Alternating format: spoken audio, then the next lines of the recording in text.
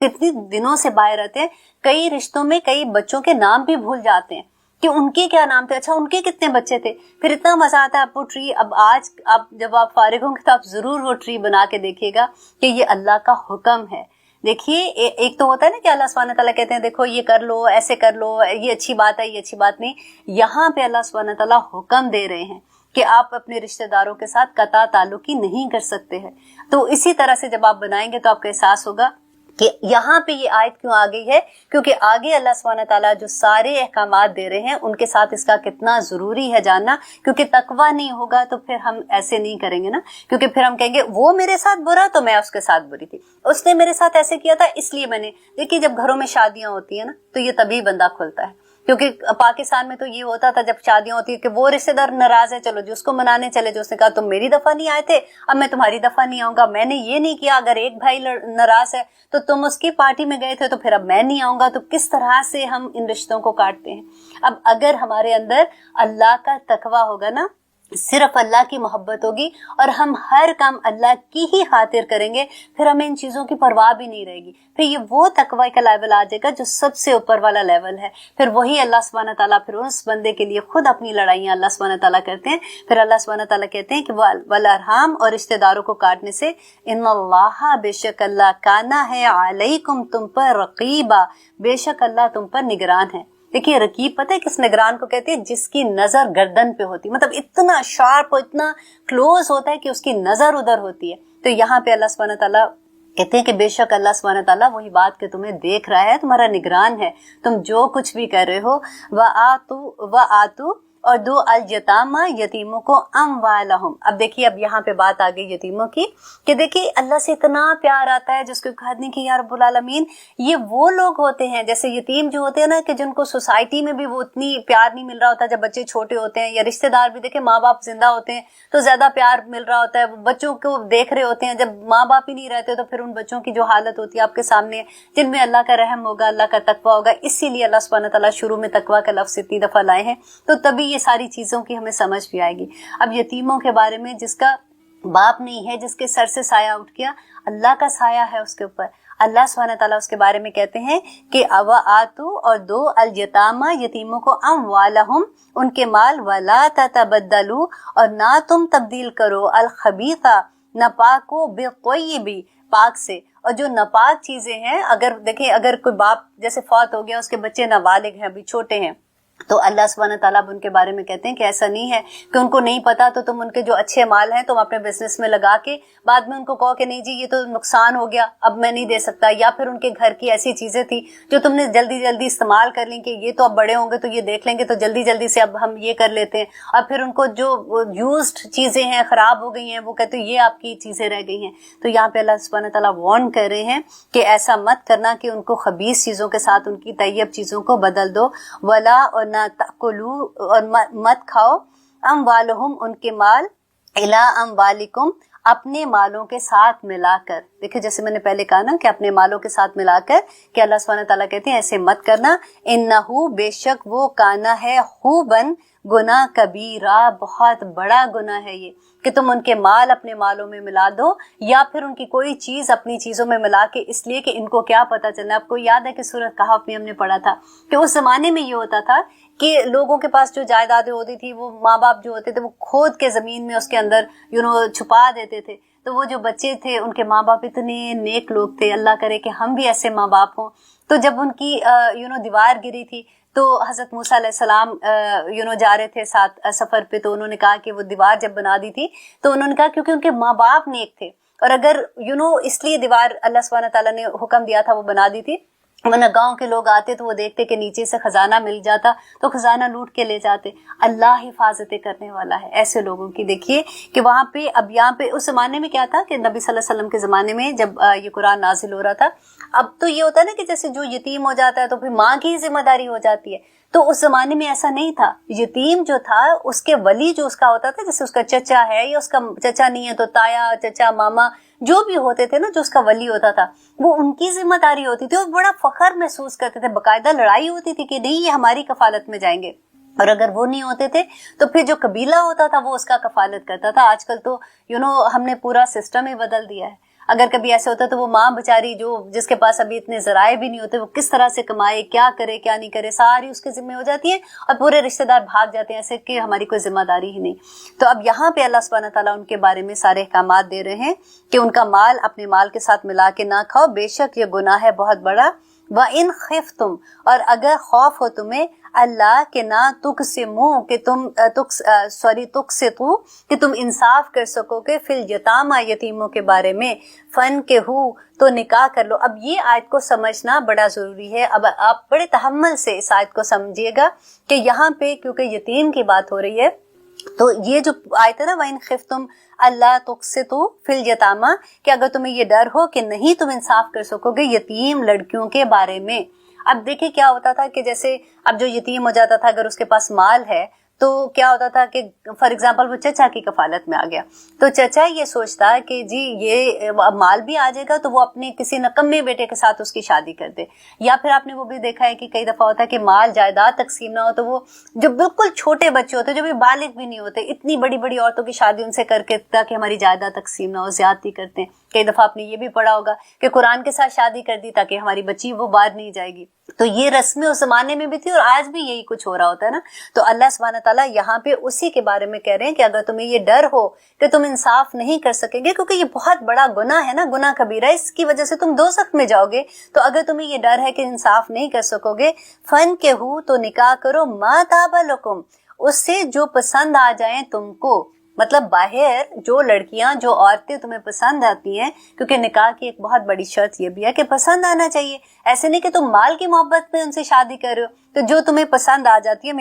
من النساء، عورتوں میں سے، مثنا، دو دو، وثلاثہ، تین تین، یا رباع، اور یا چار چار۔ یہ پہلا مقام ہے اور ایک ہی مقام ہے قرآن پاک میں جہاں پہ یہ تعداد کا ذکر ہے، تعداد کا ذکر کیا گیا۔ اس کی اب انشاءاللہ آگے جہاں پہ بھی اس کے پوری ڈیٹیل آئے گی، سورۃ طلاق میں بھی آتی ہے انشاءاللہ اور آگے بھی، تو میں اس کے بارے میں آپ کو بتاؤں گی کہ اس میں کیا حکمت تھی اللہ سبحانہ تعالیٰ نے۔ یہ جو دیکھیے یہاں پہ ایک بات آپ اچھے سے سمجھ لیں کہ یہ حکم نہیں ہے اللہ سبحانہ تعالیٰ کا کہ یہ 4 شادیاں کرنا یا 3 یا 2 شادیاں کرنا۔ یہ اس زمانے میں جب یہ آیت نازل ہوئی تھی نا تو عربوں میں یہ رواج ہوتا تھا، وہ بہت بہت شادیاں کر لیتے تھے۔ آپ کو یاد ہے داؤد علیہ السلام کا جب قصہ پڑھتے ہیں تو داؤد علیہ السلام کی 100 بیویاں تھیں، اس کے علاوہ جو مشرکین مکہ تھے وہ تو ان کی بے شمار بیویاں ہوتی تھی۔ اگر آپ نے شہزادوں کی ہسٹری اگر آپ دیکھتے ہو تو وہ حرم میں اتنی عورتوں سے نکاح کر کے رکھا ہوتا تھا، پھر پتہ ہی نہیں ہوتا تھا کہ کون عورت کہاں ہے، اور اس کا کسی کا حق نہیں دیا جاتا تھا، عورتوں کو غلامی کی طرح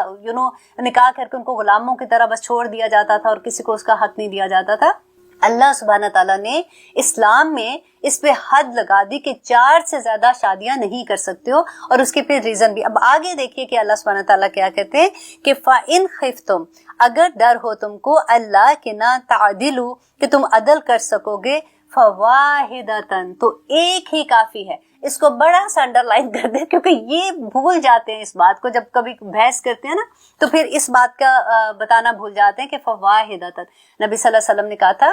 کہ وہ لوگ جو عدل نہیں کرتے قیامت کے دن ایسے اٹھیں گے جیسے فالج زدہ بندہ اٹھتا ہے، اس کی ایک سائڈ فالج زدہ ہوگی اور وہ اتنی تکلیف سے اٹھے گا اور اس کا بڑا عذاب ہوگا اس کے اوپر۔ تو اور آگے کہتے ہیں او ما ملکت ایمانکم، یا جن کے مالک ہوئے دائیں ہاتھ، مینس ہماری لونڈیاں، ذالک، یہ ادنا زیادہ قریب ہے، اللہ کے نہ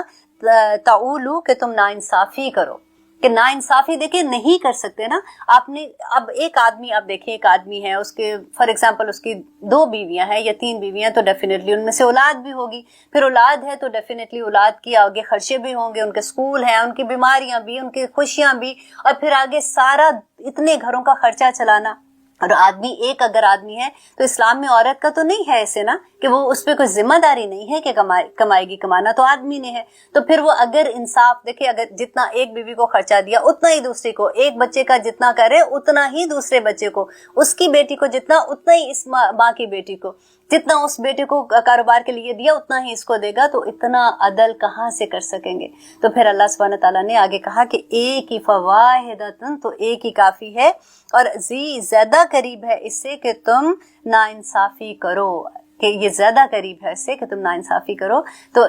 اس لیے ایک ہی بیوی کافی ہے۔ لیتے ہیں چھوٹی سی بریک، پھر انشاءاللہ دیکھتے ہیں اللہ سبحانہ تعالیٰ آگے کیا فرماتے ہیں۔ ہم کر رہے ہیں سورۃ النساء کی آیت نمبر 4. اب دیکھیے اللہ سبحانہ تعالیٰ آگے کیا کہہ رہے ہیں. وَآتُوا النِّسَاءَ اور دو عورتوں کو صدقاتہن مہر ان کے نحلتاً خوش دلی سے. اب دیکھیے یہاں پہ بات ہو رہی ہے مہر کی. مہر نکاح کا لازمی حصہ ہے, اس کے بغیر نکاح نہیں ہوتا. آدمی کو نکاح پہ مہر دینا ہوتا ہے. اور اس پہ دیکھیے آپ نے سنا ہوگا وہ کہتے ہیں جی شرعی مہر. اس کا کہاں سے یہ بات آئی ہے, کون سی حدیث میں انہوں نے یہ پڑھا ہے؟ کیونکہ نبی صلی اللہ علیہ وسلم نے خود جو مہر دیا تھا وہ 500 درہم ان کو چاندی حق مہر میں دی, جو کہ 187 تولہ بنتی. تو یہ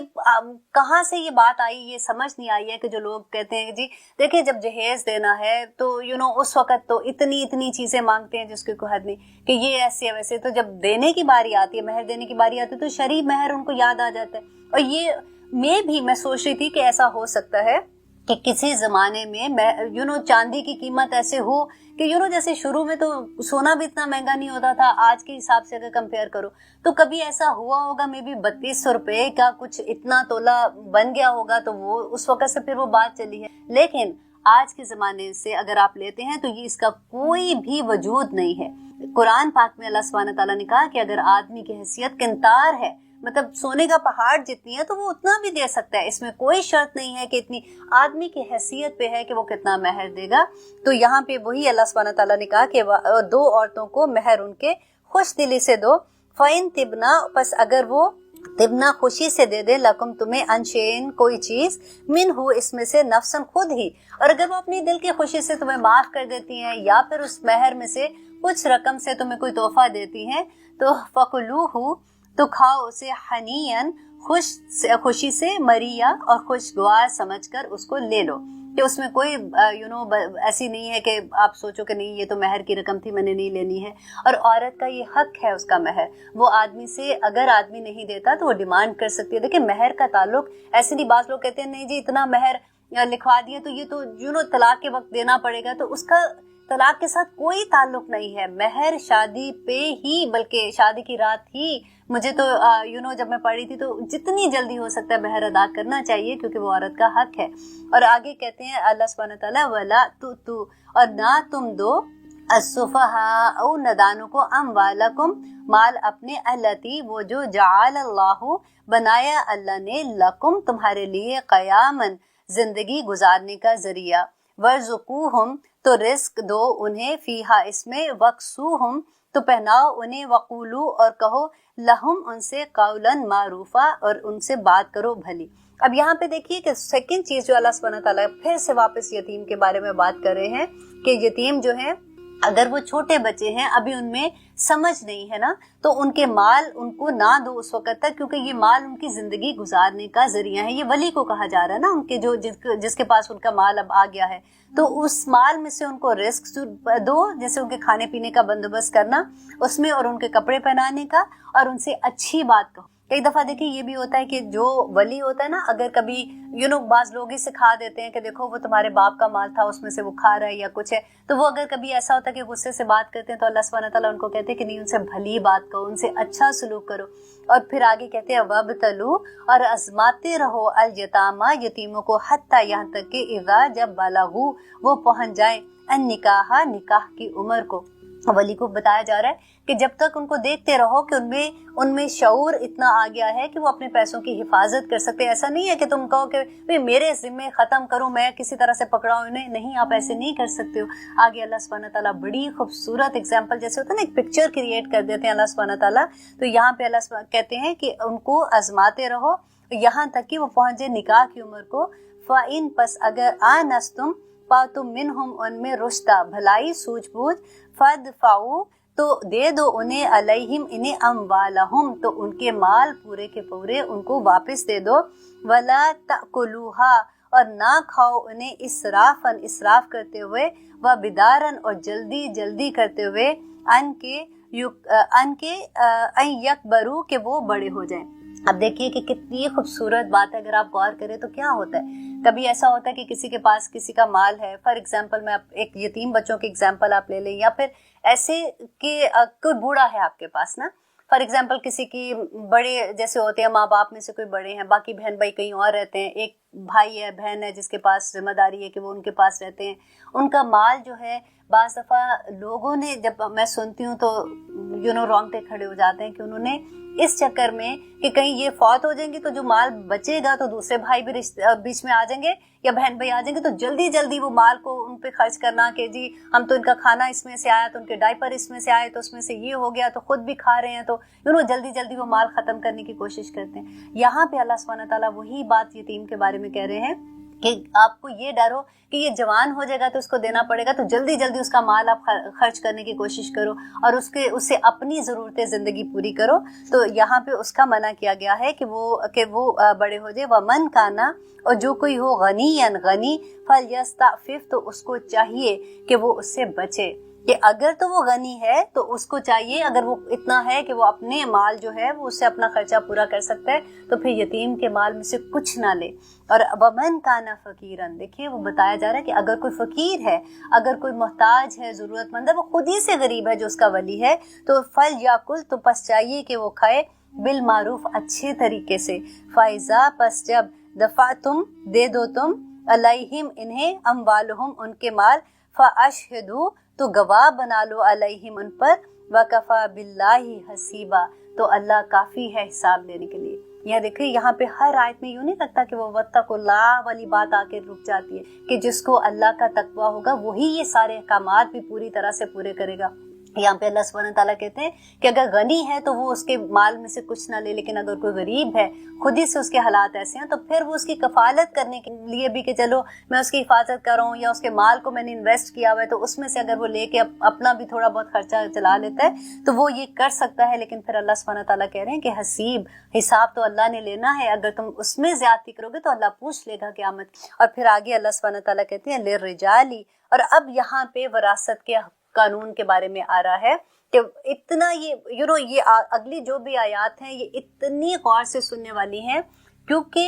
अब देखिए कुरान में जहाँ पे बार बार माल का जिक्र आता है ना, तो जब विरासत तकसीम होने की बारी आती है तो पूरा लगता है कि अल्लाह सुब्हानहू तआला ने इसीलिए माल को फितना कहा है कि जब माल तकसीम की बारी आती है तो जो वली होता है वो किस किस किस्म की ज्यादतियां कर, वो कैसे माल को तकसीम करने में गलत काम कर जाते हैं। तो इस आयत से इंशाल्लाह हमें ये तो जरूर एहसास हो जाएगा कि जब कभी अल्लाह न करे, जब भी ये तो जिंदगी का है, जिंदगी मौत है, किसी की डेथ होती है तो आपको इस बात का पता हो कि इसकी डिवीजन कैसे होनी है, और अगर कुछ गलत हो रहा है तो उसके लिए कितना बड़ा गुनाह है, क्योंकि ये फर्ज है। देखिए तकसीम जो है ना माल की विरासत के अहकामात, ये फर्ज हैं। जैसे नमाज फर्ज है ना, आप ऐसे तो नहीं कर सकते कि नमाज आज मेरा दिल नहीं चाह रहा तो चलो आज मैं 4 के बजाय 2 फर्ज पढ़ लेती हूँ, या आज मेरा दिल नहीं चाह रहा मैंने तो बस खड़े होकर नहीं, मैं बैठ के जैसे भी पढ़ रही हूँ तो मैंने आज सजदे में नहीं जाना, नहीं कर सकते ना। इसी तरह से ये जो विरासत के अहकामात है ना, ये भी फर्ज हैं। इनको जब इसकी अहमियत समझेंगे, इसीलिए वत्तकुल्लाह अल्लाह ने बार बार कहा था कि जब हम इसकी अहमियत समझ जाएंगे तो फिर हमें इतना डर लगेगा, क्योंकि जैसे इन आयात की समझ आती है ना तो फिर फौरन दिमाग में आता है कि या अल्लाह, जब मेरी दादी फौत हुई थी तो क्या हुआ था, जब मेरे नाना फौत हुए थे क्या हुआ था, जब मेरी अम्मी, फॉर एग्जांपल मेरी अम्मी की डेथ हुई थी, तो हम वो सारे सिनेरियोज आंखों के आगे लाते हैं, फिर अल्लाह से माफ़ी मांगते हैं कि या अल्लाह हमें तो इतनी डिटेल नहीं पता थी, हमें माफ़ करना। और देखिए ये हर मुसलमान को पता होना चाहिए, क्योंकि ये हमारे कुरान में है, अल्लाह सुब्हानहू तआला ने ब्लैक एंड वाइट सारी चीज़ों को बता दिया हुआ है। अब ये जो विरासत का कानून है ना, ये बहुत वसी इसका इल्म है, और जितना हमें समझ आती है कुरान से उतना तो हम लेंगे, लेकिन अगर इससे ज्यादा किसी को कोई बात पूछनी होती है तो फिर जो इसमें जिन्होंने ज्यादा पढ़ा हुआ है, समझा हुआ है, वो फिर आप उनसे भी पूछ सकते हैं। अल्हम्दुलिल्लाह। अब यहाँ पे पहला कानून आ रहा है विरासत का कि लिर्रिजाली, मर्दों के लिए, नसीबुन, एक हिस्सा, मिम्मा, उसमें से जो तारका छोड़ जाएं, वालिदानी, वालदैन, वल अकरबूना, और रिश्तेदार, वलिन्निसाई, और औरतों के लिए है, नसीबन, एक हिस्सा, मिम्मा, उसमें से तारका छोड़ जाएं, वालिदानी, वालदैन, वल अकरबूना, और कराबदार। अब पहली आयत में अल्लाह सुब्हानहू तआला ने पहले देखिए कि औरतों और आदमियों को बराबर का हिस्सा बता दिया। इससे पहले क्या होता था کہ مشرکین مکہ میں اہل عرب میں یہ رواج ہوتا تھا کہ عورتوں کا کوئی حصہ نہیں ہوتا تھا. تو اس وجہ سے اسلام میں یہ پہلی دفعہ یہ ہوا کہ اللہ سبحانہ تعالیٰ نے بتایا کہ جیسے آدمیوں کا حصہ ہے ویسے ہی عورتوں کا بھی حصہ ہے اس میں. اور پھر اس کی ڈویژن کیسے ہوگی وہ اتنی خوبصورت ہے. دیکھیں جب آپ کو انڈرسٹینڈنگ ہو جاتی ہے نا اس چیز کی کہ کیوں آدمیوں کا اتنا حصہ تھا, اور ویسے تو بات یہ ہے کہ اللہ سبحانہ تعالیٰ کے احکامات میں تو کیوں کا کوئی جواز ہی پیدا نہیں ہوتا. ہم کون ہوتے ہیں یہ کہنے والے کہ کیوں یہ ایسے تھا, لیکن پھر بھی جب ہمیں سمجھ آتی ہے تو اس کو تھوڑا سا, جب میں انشاءاللہ جہاں پہ آئے گا اتنی آیات میں, تو میں آپ کو اس کا ڈفرنس کہ کیوں آدمیوں کا حصہ دگنا ہے عورت سے, اس کی ریزن کیا ہے. دیکھیے آج کی سوسائٹی میں اگر آپ یہ وراثت کے قانون کو لے کے آج کی سوسائٹی کے مطابق دیکھیں گے نا تو اللہ سبحانہ تعالیٰ نے یہ سوسائٹی تو نہیں بنائی تھی. سوسائٹی کا جو اصول اللہ نے دیا تھا کہ کس طرح کی سوسائٹی ہونی چاہیے, ماں کیسے, باپ کیسے, اولاد کیسے, ان کے حقوق کیسے, اور کیسے یہ رشتے ہیں اور کیسے ان کے حقوق و فرائض ہیں, تو وہاں پہ یہ جب ہم اپلائی کرتے ہیں تو اتنی خوبصورتی سے یہ چیزیں فٹ ہوتی ہیں کیونکہ پھر کسی کی حق تلفی نہیں ہوتی ہے. تو اب آگے اللہ سبحانہ تعالیٰ کہتے ہیں مما, اس میں سے جو قلّا قلیل ہو, منہ اس میں سے, او کثر یا بہت زیادہ ہو, نصیباً حصہ ہے, مفروضاً فرض کیا ہوا, اللہ کی طرف سے مقرر کیا ہوا, فرض کیا ہوا یہ حصہ ہے جو عورتوں کو, بے شک وہ تھوڑا ہے. کہتے ہیں کہ یہ جو ہم بات کریں نا کہ وراثت کی بات کریں, جو وراثت ہے نا وہ بالکل ایسی ہے جیسے آپ کا اکٹھا ایک جوائنٹ اکاؤنٹ ہے. آپ ان میں سے ایک سوئی بھی نہیں لے سکتے ہو, وہ بھی غلط ہو جائے گا. آپ نے وراثت کی, کیونکہ کئی دفعہ ایسے ہوتا ہے نا کہ اگر فار ایگزامپل کسی ایک بہو کے پاس ساس سسر ہیں اور وہ جب فوت ہو جاتے ہیں تو ان کے کپڑے ہوتے ہیں تو کئی دفعہ بیٹیاں ہی آ جاتی ہیں تو وہ سارے اٹھا کے کسی غریب کو دے دیتی ہیں. آپ ایسے نہیں کر سکتے ہو. آپ ایک ایک سوئی کا حساب ہوتا ہے, وہ بھی ڈویژن میں آئے گی, کیونکہ یہ بالکل وہی بات جیسے میں نے آپ کو کہا تھا نا کہ یہ اکٹھا جوائنٹ اکاؤنٹ ہے. ہاں اگر آپ سارے جو بھی اس کے وراثت میں حقدار ہیں آپ ان سے پوچھ لیتے ہیں, اور اگر وہ آپ کو کہتے ہیں کہ ہاں جی آپ ایسے کر دیں, آپ ضرور کر سکتے ہیں. اب آگے دیکھیے جو حصے اللہ سبحانہ تعالیٰ نے ایک ایک بات بتائی ہے کہ کیسے ہوگا, کہ وَإِذَا, اور جب حاضرہ حاضر موجود ہوں, القسمتا تقسیم کے وقت, اولو القربا قرابتدار, او یتامہ یا یتیم, والمساکین یا مساکین, فرزقوہم, تو تم دو انہیں منہو ان میں سے. اب یہاں پہ جو بات بتائی جا رہی ہے نا کہ اللہ سبحانہ تعالیٰ کہہ رہے جس وقت وراثت تقسیم ہو رہی ہے اس وقت جو غریب رشتہ دار ہوتے ہیں یا پھر کوئی مسکین لوگ ہیں وہ آپ کے ساتھ سامنے کہیں بیٹھے ہوئے ہیں, تو پھر آپ ان میں سے جو حصہ ہے آپ کا حصہ نا, آپ ان میں سے ان کو بھی کچھ دے دو. دیکھیں لیکن ایک بات کا خیال یہاں پہ یہ رکھنا ہے کہ وہ لوگ جو ابھی بالغ نہیں ہے نا ان کے حصے میں سے آپ نہیں دے سکتے. جو ابھی نابالغ ہیں کیونکہ ابھی وہ اپنا فیصلہ نہیں کر سکتے, لیکن جو بالغ ہیں وہ اپنے حصے میں سے کچھ نہ کچھ ان کو دے دیں گے. یہ تو پھر اللہ سبحانہ تعالیٰ کی طرف بہت بڑی نیکی ہو جائے گی نا. تو وقولو, اور کہو, لہم ان سے, قولاً معروفاً, بھلی بات کہو, ولیخشا, اور چاہیے کہ ڈرے, الذین, وہ لوگ جو, لو تارکو, اگر وہ چھوڑ جائے, من خلفہم, اپنے پیچھے سے, ذریاتن, اولاد, ضعافاً, کمزور, خافو, وہ خوف کھائیں, علیہم, ان پر, فاتقوا اللہ, تو اللہ سے ڈر جاؤ, وَلْيَقُولُوا, اور چاہیے کہ وہ کہیں, قولاً سدیدہ, بات سیدھی. اب دیکھیے یہی بات میں آپ کو کہہ رہی تھی کہ اللہ سبحانہ تعالیٰ نے نا ایک نقشہ کریٹ کر دیا ہے. وہ کہتے ہیں کہ دیکھو تم جو ولی ہے نا جو تقسیم کر رہے ہیں اس وقت سارے بیٹھ کے اس کے بارے میں بات کر رہے ہیں. اللہ سبحانہ تعالیٰ کہتے ہیں کہ اگر تم یہ سوچو کہ تم اگر ایسے وقت میں ہو کہ تم فوت ہو گئے ہو, تمہارے پیچھے جو بچے ہیں وہ کمزور چھوڑ گئے ہیں, تو تم ان کے لیے کیا سوچ رہے ہو کہ وہ ان کے ساتھ کیسا سلوک کیا جائے. تو آج جو پیچھے کمزور بچے ہیں جو ابھی چھوٹے ہیں, ابھی نابالغ ہیں, تو ان کے بارے میں بھی تم ویسے ہی فیصلہ کرو جیسے تم اپنی اولاد کے لیے کرتے ہو. دیکھیں اس سے زیادہ محبت اور کون کرے گا. اللہ سبحانہ تعالیٰ ایک ایسے لگتا ہے کہ دلوں کے اندر کے حال بھی کھول کے بیان کر دیے کہ لوگوں اللہ کا تقوی اختیار کرو, اللہ سے ڈر جاؤ. اگر تم تھوڑا سا بھی پیسے کی, کیونکہ یہ مال جب کم وقت ہاتھ میں آ جاتا ہے تو انسان بڑے بڑے گناہ کر جاتا ہے, بڑے بڑے لوگوں کے دل دکھا دیتا ہے. اس لیے اللہ سبحانہ تعالیٰ نے ایک ایک جو رشتہ ہے نا اس کی ڈویژن کا اس میں بتا دیا. انشاءاللہ اگلے پروگرام میں ہم اس کے بارے میں ڈیٹیل سے پڑھیں گے. آپ بھی سنتے رہیے اور آپ دعا کیجیے کہ اللہ سبحانہ تعالیٰ ہمیں اس پہ عمل کرنے کی توفیق عطا کر دے. آمین ثم آمین. السلام علیکم ورحمۃ اللہ وبرکاتہ.